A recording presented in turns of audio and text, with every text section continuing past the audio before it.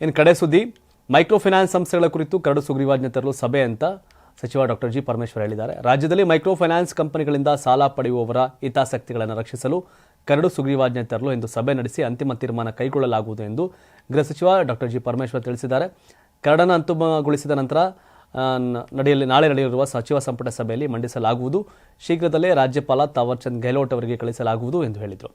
ಇಂದು ಕಾನೂನು ಮತ್ತು ಸಂಸದೀಯ ವ್ಯವಹಾರಗಳ ಸಚಿವ ಎಚ್ ಕೆ ಪಾಟೀಲ್, ಕಂದಾಯ ಸಚಿವ ಕೃಷ್ಣ ಬೈರೇಗೌಡ ಮತ್ತು ನಾನು ಸಭೆಯಲ್ಲಿ ಭಾಗವಹಿಸ್ತಾ ಇದ್ದೇವೆ. ಇದನ್ನು ಸುಗ್ರೀವಾಜ್ಞೆಯನ್ನು ಚರ್ಚಿಸಿ ಅಂತಿಮಗೊಳಿಸುತ್ತೇವೆ ಅಂತ ಡಾಕ್ಟರ್ ಪರಮೇಶ್ವರ್ ಹೇಳಿದರು. ಈ ಮಧ್ಯೆ ಮೈಕ್ರೋ ಫೈನಾನ್ಸ್ ಕಂಪನಿಗಳ ಹಾವಳಿಯನ್ನು ನಿಯಂತ್ರಿಸಲು ಎಲ್ಲ ಜಿಲ್ಲೆಗಳ ಜಿಲ್ಲಾಧಿಕಾರಿಗಳು ಮತ್ತು ಪೊಲೀಸ್ ವರಿಷ್ಠಾಧಿಕಾರಿಗಳಿಗೆ ಸೂಚನೆಗಳನ್ನು ನೀಡಲಾಗಿದೆ. ಸಾಲಗಾರರಿಗೆ ಸಹಾಯವಾಣಿ ಸಂಖ್ಯೆಯನ್ನು ಒದಗಿಸುತ್ತೇವೆ. ನಮ್ಮ ಕರಡು ಸುಗ್ರೀವಾಜ್ಞೆಯಲ್ಲಿ ಜಿಲ್ಲಾಧಿಕಾರಿಗಳಿಗೆ ಹೆಚ್ಚಿನ ಅಧಿಕಾರ ನೀಡಲಿದ್ದು ಒಂದು ವಿಭಾಗವನ್ನು ರಚಿಸಲು ಶಿಫಾರಸು ಮಾಡಲಿದ್ದೇವೆ ಅಂತ ಹೇಳಿದರು. ಮೈಕ್ರೋ ಫೈನಾನ್ಸ್ ಕಂಪನಿಗಳ ಹಾವಳಿ ಮುಂದುವರೆದಿದ್ದು ಸಾಲಗಾರರಿಂದ ಹಣವನ್ನು ವಸೂಲಿ ಮಾಡಲು ಹೊರಗುತ್ತಿಗೆ ನೀಡಿದ್ದಾರೆ. ಹೊರಗುತ್ತಿಗೆ ಸಂಸ್ಥೆಗಳು ರೌಡಿಗಳಂತೆ ವರ್ತಿಸುತ್ತಿವೆ. ಇದನ್ನು ಮಾಡಬಾರದು. ನಾವು ಮೈಕ್ರೋ ಫೈನಾನ್ಸ್ ಕಂಪನಿಗಳ ವಿರುದ್ಧ ಕ್ರಮ ಕೈಗೊಳ್ತೇವೆ ಅಂತ ಪರಮೇಶ್ವರ್ ಹೇಳಿದರು. ಸುಗ್ರೀವಾಜ್ಞೆಯನ್ನು ಇಂದು ಯಾವಾಗ ಅಂತಿಮಗೊಳಿಸಿ ಜಾರಿಗೆ ತರಲಾಗುತ್ತದೆ ಎಂಬ ಪ್ರಶ್ನೆಗೆ ಕರಡನ್ನು ಅಂತಿಮಗೊಳಿಸ್ತೀವಿ, ನಾಳೆಯೇ ಸಂಪುಟ ಸಭೆಯಲ್ಲಿ ಮಂಡಿಸ್ತೀವಿ ಅಂತ ಹೇಳಿದ್ದಾರೆ. ಮೈಕ್ರೋ ಫೈನಾನ್ಸ್ ಕಂಪನಿಗಳು ಸಾಲಗಾರರಿಗೆ ಕಿರುಕುಳ ನೀಡುತ್ತಿದ್ದಾರೆ ಎಂಬ ಆರೋಪದ ಹಿನ್ನೆಲೆಯಲ್ಲಿ ಮುಖ್ಯಮಂತ್ರಿ ಸಿದ್ದರಾಮಯ್ಯ ಸೋಮವಾರ ತುರ್ತು ಸಭೆ ಕರೆದಿದ್ರು. ಸಾಲಗಾರರಿಗೆ ಕಿರುಕುಳ ನೀಡಿದಂತೆ ಮೈಕ್ರೋ ಫೈನಾನ್ಸ್ ಕಂಪನಿಗಳಿಗೆ ಎಚ್ಚರಿಕೆ ನೀಡಿದರು ಮುಖ್ಯಮಂತ್ರಿ. ಇವರ ಪ್ರಕಾರ ರಾಜ್ಯದಲ್ಲಿ ಮೈಕ್ರೋ ಫೈನಾನ್ಸ್ ಕಂಪನಿಗಳ ವಿರುದ್ಧ 7 ಪ್ರಕರಣಗಳು ದಾಖಲಾಗಿವೆ. ಇನ್ನೊಂದು ಕಡೆ ವಿಷಯ, ತುಮಕೂರಲ್ಲಿ ಅಂತಾರಾಷ್ಟ್ರೀಯ ವಿಮಾನ ನಿಲ್ದಾಣ ಮಾಡಬೇಕು ಅಂತ ಹೇಳ್ತಾ ಇದ್ದಾರೆ. ಬೆಂಗಳೂರಿಗೆ 2ನೇ ಅಂತಾರಾಷ್ಟ್ರೀಯ ವಿಮಾನ ನಿಲ್ದಾಣದ ಸಾಧ್ಯತೆ ಕುರಿತು ಉತ್ತರ ಕರ್ನಾಟಕದ ಪ್ರಯಾಣಿಕರಿಗೆ ಸಹಾಯವಾಗುವ ಕಾರಣ ಹೊಸ ವಿಮಾನ ನಿಲ್ದಾಣವನ್ನು ತಮ್ಮ ತವರು ಜಿಲ್ಲೆಯಲ್ಲಿ ಬಂದರೆ ಉತ್ತಮ ಅಂತ ಹೇಳಿದ್ದಾರೆ. ಆದರೆ ಡಿ ಕೆ ಶಿವಕುಮಾರ್ ಬಿಡ್ದಿ ಆರೋಳಿ ಮಧ್ಯೆ ಹೊಸ ಏರ್ಪೋರ್ಟ್ ಮಾಡಕ್ಕೆ ಹೊರಟವ್ರೆ. ಮತ್ತು ಈಗಾಗಲೇ ಕಾಂಗ್ರೆಸ್ಸಲ್ಲಿ ಬೇರೆ ಬೇರೆ ಕಾರಣ ಕಿತ್ತಾಟ ಇದೆ. ಈಗ ಏರ್ಪೋರ್ಟ್ ಕಾರಣಕ್ಕೆ ತುಮಕೂರು ಅವರು ಸಹ ಮತ್ತು ರಾಮನಗರದವರು ಅಂದರೆ ಬೆಂಗಳೂರು ಸೌತ್ ಅವರು ಜಗಳ ಆಡೋ ಸಾಧ್ಯತೆ ಇದೆ. ಬಟ್ ಇನ್ನೊಂದು ಮೈಕ್ರೋ ಫೈನಾನ್ಸ್, ನನಗೆ ಸಂಬಂಧಪಟ್ಟ ನಾಳೆ ಸಪ್ರೇಟ್ ಒಂದು ಕಂಟೆಂಟ್ ಕ್ರಿಯೇಟ್ ಮಾಡ್ತೀನಿ. 5 ರೂಪಾಯಿ ಬಡ್ಡಿ, 10 ರೂಪಾಯಿ ಬಡ್ಡಿ, ಚಕ್ರ ಬಡ್ಡಿ, ಇವೆಲ್ಲ ಕಾರಣಕ್ಕೆ ಎಷ್ಟೋ ಜನ ಪ್ರಾಣ ಕಳ್ಕೊತಿದ್ರು. 5 ರೂಪಾಯಿ ಬಡ್ಡಿ, 10 ರೂಪಾಯಿ ಬಡ್ಡಿ, ಚಕ್ರ ಬಡ್ಡಿಗೆ, ಮೀಟ್ರ್ ಬಡ್ಡಿಗೆಲ್ಲ ಬಲಿಯಾಗಿತ್ತು. ಅದಾದಮೇಲೆ ಅದಕ್ಕೆ ಒಂದು ರೀತಿಯ ರಿಲೀಫ್ ಸಿಕ್ಕಿದ್ದು ಸರ್ಕಾರ ಕೊಡಲಿಲ್ಲ. ಸ್ವಸಹಾಯ ಸಂಘಗಳಿಗೆ ಕಡಿಮೆ ಬಡ್ಡಿಯ ಸಾಲ, ಈ ಮೈಕ್ರೋ ಫೈನಾನ್ಸ್ಗಳಿಂದಾಗಿ ಒಂದಷ್ಟು ಜನ ಮಕ್ಕಳು ಓದ್ಸೋಕ್ಕೆ ಸಾಲ ಸೋಲ ಮಾಡ್ಕೊಂಡು ಒಂದು ಕಡಿಮೆ ಬಡ್ಡಿಗೆ 85 ಪೈಸೆಯಿಂದ 95 ಪೈಸೆ, 1 ರೂಪಾಯಿವರೆಗೆ ಬಡ್ಡಿ, 1.25 ರೂಪಾಯಿ ಹೆಚ್ಚು ಅಂದರೆ 5 ರೂಪಾಯಿ ಬಡ್ಡಿ, 10 ರೂಪಾಯಿ ಬಡ್ಡಿ, ಚಕ್ರ ಬಡ್ಡಿ, ಮೀಟ್ರ್ ಬಡ್ಡಿಗೆಲ್ಲ ಕಡಿವಾಣ ಹಾಕಿದ್ದೆ ಈ ಮೈಕ್ರೋ ಫೈನಾನ್ಸ್ ಬಂದ ಮೇಲೆ. ಇದು ಬಂತು, ಅದು ಜನಗಳು ಸ್ವಲ್ಪ ರಿಲ್ಯಾಕ್ಸ್ ಆದರು. ಸರ್ಕಾರ ಸಾಲ ಎಲ್ಲಿ ಕೊಡ್ತಿದೆ? ಸರ್ಕಾರ ಸಾಲ ಎಲ್ಲಿ ಕೊಡುತ್ತೆ? ಸೊ ಹಾಗಾಗಿ ಸರ್ಕಾರ ಮಾಡೋ ಒಂದಷ್ಟು ಕೆಲಸಗಳನ್ನ ಮೈಕ್ರೋ ಫೈನಾನ್ಸ್ಗಳು ಮಾಡ್ತಿದ್ದು, ಇಲ್ಲ ಅಂತೇನಿಲ್ಲ. ಗ್ರಾಮೀಣ ಪ್ರದೇಶದಿಂದ ಬಂದಾಗ ಹಿಂದೆ 15-20 ವರ್ಷದಿಂದ ನೆನೆಸ್ಕೊಂಡ್ರೆ 5 ರೂಪಾಯಿ ಬಡ್ಡಿ, 10 ರೂಪಾಯಿ ಬಡ್ಡಿ, ಚಕ್ರ ಬಡ್ಡಿ, ಮೀಟ್ರ್ ಬಡ್ಡಿ ಕೇಳಿದ್ರೆ ಭಯ ಆಗೋದು. ಬಡ್ಡಿ ತಿಂದವ್ರ ಮನೆ ಉದ್ಧಾರ ಆಯ್ತವ ಅಂತ ಹೇಳೋರು. ಆ ಬಡ್ಡಿ ತಿಂದು ದೊಡ್ಡದಾಗಿ ಬೆಳೆದಿದ್ರಲ್ಲ, ಅವ್ರ ಮನೆಗಳೆಲ್ಲ ಹಾಳಾಗಿದ್ದವು, ಅದು ಬೇರೆ ವಿಷಯ. ಅದಾದಮೇಲೆ ಜನಗಳಿಗೆ ತುಂಬ ಅನುಕೂಲ ಆಗಿದ್ದು ಸ್ವಸಹಾಯ ಸಂಘಗಳಿಗಿನ ಕಡಿಮೆ ಬಡ್ಡಿಯ ಸಾಲಗಳು ಇವೆಲ್ಲ. ಆದರೆ ಇವತ್ತೆಲ್ಲೋ 10 ಜನದಲ್ಲಿ ಯಾರೋ ಒಬ್ಬರು ಕಟ್ತಾ ಇರೋದು ಮತ್ತೊಂದೋ ಕಾರಣಗಳು. 85 ಪೈಸೆ 95 ಪೈಸೆ 1.25 ರೂಪಾಯಿ ಬಡ್ಡಿ ಕಟ್ಟಕ್ಕಾಗದೆ ಜನ ಸಾಯ್ತಿದಾರಾ ಅನ್ನೋ ಪ್ರಶ್ನೆ ಸಹಜವಾಗಿ ಕಾಡುತ್ತೆ. 1 ಲಕ್ಷ ರೂಪಾಯಿ ಸಾಲಕ್ಕೆ ಹೆಚ್ಚು ಕಮ್ಮಿ 1,000 1,400 ರೂಪಾಯಿ ಬಡ್ಡಿ ಬರ್ಬೋದು ಆಚೆ ಈಚೆ ಲೆಕ್ಕ ಹಾಕೊಂಡ್ರೆ.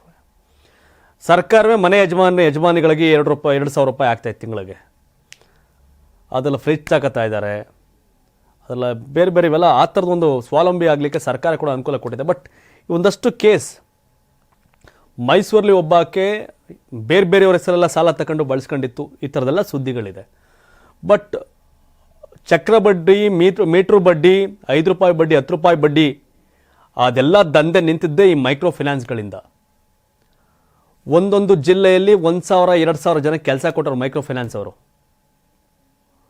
20,000 30,000 35,000 40,000 ಸಂಬಳ ಕೊಡ್ತಾವ್ರೆ ಆ ಹುಡುಗರುಗಳಿಗೆ. ಬಟ್ ಇದೆಲ್ಲ ಒಂದು ಕಡೆ ಸರ್ಕಾರ ಮೈಕ್ರೋ ಫೈನಾನ್ಸ್ಗೆ ಕಡಿವಾಣ ಹಾಕುವ ಒಂದಷ್ಟು ಕೆಲಸ ಮಾಡ್ತಿದೆ. ಓಕೆ, ಆದರೆ ಸರ್ಕಾರನೇ ಯಾಕೆ ಸಾಲ ಕೊಡಬಾರ್ದು? ಹಂಗಾರೆ ಸರ್ಕಾರನೇ ಸಾಲ ಕೊಡಲಿ. ಹಂಗಾರೆ ಇನ್ನು ರಾಷ್ಟ್ರೀಕೃತ ಬ್ಯಾಂಕ್ಗಳು ಸಾಲ ಕೊಡ್ತಾ ಇಲ್ಲ ನಮ್ಗಳಿಗೆ.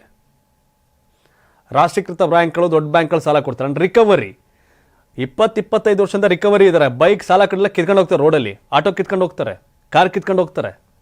ಇವೆಲ್ಲ ಆಗ್ತಿದ್ದಾವೆ. ಕಟ್ಟೋಕ್ಕಾಗದೇ ಇದ್ರು ಆ ಕೆಪಾಸಿಟಿ ಇಲ್ಲ ಅಂದರೂ ಸಾಲ ಕೊಡ್ತಾವ್ರಲ್ಲ, ಅದಕ್ಕೇನಾರ ಬ್ರೇಕ್ ಹಾಕಬೇಕು. ಕಟ್ಟೋ ಕೆಪಾಸಿಟಿ ಇದೆಯಾ, ಅವ್ರ ಇನ್ಕಮ್ ಸೋರ್ಸ್ ಏನು ಇದೆಯಾ, ಇಲ್ಲ ಅಂದರೆ ವಾಟ್ ನೆಕ್ಸ್ಟ್ ಅನ್ನೋದನ್ನು ಸಂಬಂಧಪಟ್ಟಂಗೆ ಯೋಚನೆ ಮಾಡಬೇಕು. ಅದನ್ನು ಬಿಟ್ಟು ಮೈಕ್ರೋ ಫೈನಾನ್ಸ್ಗೆ ಮೂಗ್ದಾರ ಆಗ್ತೀವಿ, ಕಡಿವಾಣ ಆಗ್ತೀವಿ ಅಂತ ಹೋದರೆ ನಾಳೆಗೆ ₹5 ಬಡ್ಡಿಯವರು. ಈಗ ನೆಕ್ಸ್ಟು ಸ್ಕೂಲ್ದು ಬರುತ್ತೆ, ಮಾರ್ಚು ಏಪ್ರಿಲ್ ಮೇ ಆದಮೇಲೆ ಸ್ಕೂಲ್ ಫೀಸ್ ಕಟ್ಟಬೇಕು. ಮೈಕ್ರೋ ಫೈನಾನ್ಸ್ಗೆಲ್ಲ ಕಡಿವಾಣ ಆಗ್ತಿರೋ ಸಾಲದ್ದಾಗಲ್ಲ. ಹಂಗಾರೆ ಮಕ್ಕಳು ಫೀಸ್ ಕಟ್ಟಕ್ಕೆ ಸಾಲ ಯಾರು ಕೊಡ್ತಾರೆ? ಮತ್ತೊಂದು ಕಾರ್ಯಕ್ರಮಕ್ಕೆ ಸಾಲ ಯಾರು ಕೊಡ್ತಾರೆ? ಮತ್ತು ₹5 ಬಡ್ಡಿಯವನು, ₹10 ಬಡ್ಡಿಯವನು, ಚಕ್ರ ಬಡ್ಡಿಯವನು, ಮೀಟ್ರ್ ಬಡ್ಡಿಯವನಿಗೆ ಹೋಗ್ಬೇಕು. ಬೆಂಕಿಲಿದ್ರು ಚಕ್ರ ಬಡ್ಡಿ ಮೀಟ್ರ್ ಬಡ್ಡಿಲಿ ಬೆಂಕಿಲಿ ಬೇಯ್ತಾ ಇದ್ರು ಜನ. ಒಂದು ಸ್ವಲ್ಪ ಹೆಂಗೋ ಬಿಸಿಲಲ್ಲಿ ನಿಂತ್ಕೊಂಡ್ರಷ್ಟೇ, ಕೆಳಗೆ ಹುಡ್ತಿತ್ತು ಬೆಂಕಿಯಲ್ಲಿ. ಸ್ವಲ್ಪ ಮೈಕ್ರೋ ಫೈನಾನ್ಸ್ ಏನು ಕಂಪ್ಲೀಟ್ ಆರಾಮಾಗಪ್ಪ ತಂಪಂತೇನು ನಾನು ಹೇಳ್ತಾ ಇಲ್ಲ. ಚಕ್ರ ಬಡ್ಡಿ ಮೀಟ್ರ್ ಬಡ್ಡಿಯಿಂದ ಜನ ಸಾಯ್ತಾ ಇದ್ರು, ಅದಕ್ಕೊಂದು ಕಡಿವಾಣ ಆಗಿತ್ತು ಮೈಕ್ರೋ ಫೈನಾನ್ಸ್. ಮೈಕ್ರೋ ಫೈನಾನ್ಸ್ಗಳ ವಿರುದ್ಧ ದಾಳಿ ಮಾಡ್ತೀವಿ ಅಂತ ಹೋದರೆ ಯಾರೋ ಕಟ್ಟಕ್ಕಾಗ್ದಿರೋ ಕೆಪಾಸಿಟಿ ಇಲ್ದಿರೋ ಸಾಲ ತಗೊಂಡು ಮಾಡ್ಕೊಂಡಿರೋ ಎಡವಟ್ಟುಗಳಿಗೆ ಇಡೀ ವ್ಯವಸ್ಥೆಯನ್ನು ದೂಷಣೆ ಮಾಡೋದು ಸರಿಯಲ್ಲ ಅಂತ ಅನ್ಸುತ್ತೆ ಒಂದು ಕಡೆ. ಯಾಕಂದರೆ ಮಂಡ್ಯ ಜಿಲ್ಲೆಯಿಂದ ಒಬ್ಬ ವ್ಯಕ್ತಿ ಫೋನ್ ಮಾಡಿ ಅಲ್ಲಿ ಕೆಲಸ ಮಾಡೋ ಹುಡುಗ ಅದನ್ನು ವಾಟ್ ನೆಕ್ಸ್ಟ್ ಏನಾಗ್ತಿದೆ ಅಂತ, ಸಾಲ ಕಟ್ಟೋ ಕೆಪಾಸಿಟಿ ಇಲ್ಲ ಅಂದರೆ ಸಾಲ ಕೊಡಬೇಡಿ ಅಂತ ಹೇಳಿ, ಯಾವ ರೀತಿ ರಿಕವರಿ ಏನು ಅನ್ನೋದು ಒಂದು ಇದು ಮಾಡ್ಕೊಳ್ಳಿ.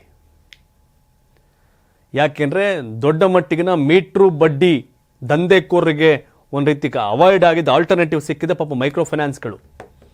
ಸ್ವಸಹಾಯ ಸಂಘಗಳಿಗೆ ಲೋನು ಹಂಗೆ ಹಿಂಗೆ ಸಿಕ್ಕಿ ಅದನ್ನು ಮುಳುಗಿಸ್ಬಿಡ್ತೀವಿ ಅನ್ನೋದಕ್ಕೆ ಲೆಕ್ಕಾಚಾರದಲ್ಲಿದ್ದರೆ ಮತ್ತೊಂದು ದೊಡ್ಡ ರಾಕ್ಷಸಿ ವ್ಯವಸ್ಥೆ ಪರ್ಯಾಯವಾಗಿ ಸೃಷ್ಟಿಯಾಗುತ್ತೆ ಮೀಟ್ರ್ ಬಡ್ಡಿ ದಂಧೆ ಮತ್ತೆ ಅನ್ನೋದು ಸುಳ್ಳಲ್ಲ. 84ರಿಂದ 50 kg ಬಂದೆ, ಆಮೇಲೂ ಸಣ್ಣಗೆ ಫಿಟ್ ಆಗಿದ್ದೀನಿ. ಅದಕ್ಕೆ ನಾನು ಯೂಸ್ ಮಾಡ್ತಾ ಇರೋದು ಜೀನಿ ಸ್ಲಿಮ್. ಸಣ್ಣ ಆಗೋಕ್ಕೆ ಜೀನಿ ಸ್ಲಿಮ್ ಯೂಸ್ ಮಾಡಿದೆ, ಹೆಲ್ದಿನೂ ಅದೇ. ನೀವು ಸಣ್ಣ ಆಗಬೇಕಾ, ಹೆಲ್ದಿ ಆಗಬೇಕಾ? ಹಾಗಿದ್ರೆ ಜೀನಿ ಸ್ಲಿಮ್ ಯೂಸ್ ಮಾಡಿ.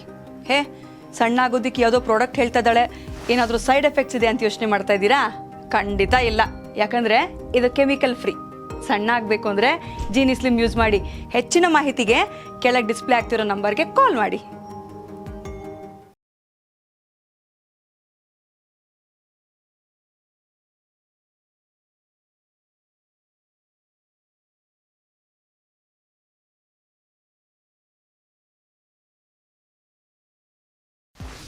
ಎಂಬತ್ನಾಲ್ಕರಿಂದ 50 kg ಬಂದೆ, ಆಮೇಲೂ ಸಣ್ಣಗೆ ಫಿಟ್ ಆಗಿದ್ದೀನಿ.